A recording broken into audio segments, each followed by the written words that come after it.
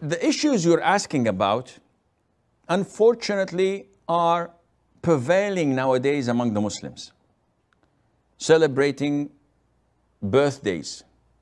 This is, in the vast majority of Muslims who are not practicing, is a normal thing. They tell you that this is not part of their religion, and there's nothing wrong in it. We say it is not part of their religion, but it is part of their customs. So you are imitating the disbelievers. Something the Prophet did not do, alayhi salatu wasalam, or his companions, or the tabi'een, or the tabi'at tabi'een. Picking it up and adopting it is inappropriate for a Muslim. It's sinful. The Prophet said, in the hadith of Abdullah ibn Umar, may Allah be pleased with him and with his father, وَمَنْ تَشَبَّهَ بِقَوْمٍ, and whoever imitates a people, he is from among them. So imitating the people in what it is only theirs. When I travel, I wear a t-shirt and a pair of jeans. Am I imitating the kuffar? No, the vast majority of Muslims wear it. If I'm invited into an official occasion, I wear a suit. But if I were to put a Texan hat, this is worn only by the kuffar.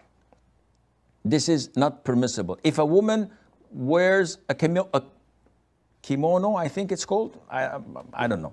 The Japanese women dress, which is make them very tight and walk like inches every step of the way. This is imitating the disbelievers. This is not our customs.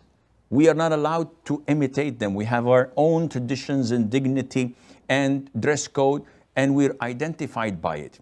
So this is totally different. Celebrating birthdays, and even worse, Christmas. Christmas is something religious. New Year's is not religious. It's according to their customs and imitating the disbelievers in it. These things are unfortunately prevailing among the ignorant, among the Muslims. How to give them da'wah?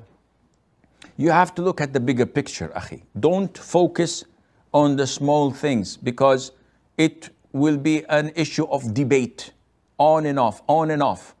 But give them da'wah in the bigger picture.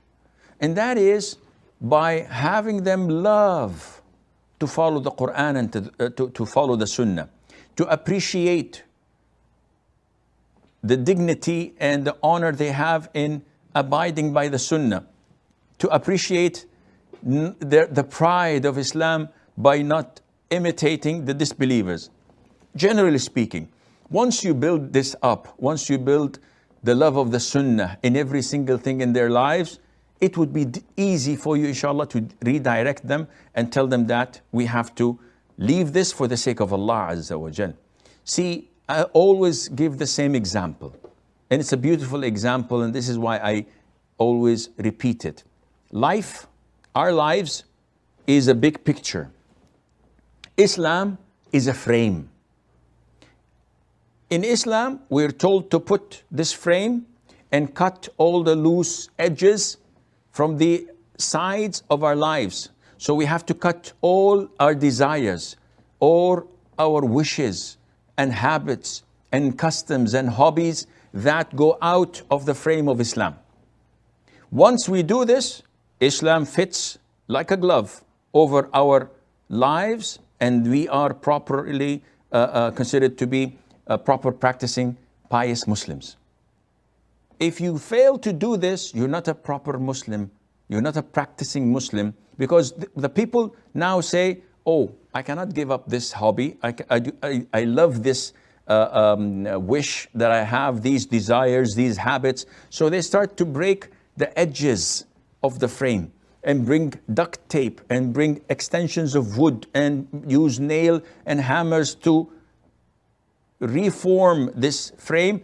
Eventually you have a distorted frame that fits your life, but this is not Islam. It's a new thing. It is not the frame of Islam that fits your life, and I hope this answers your question.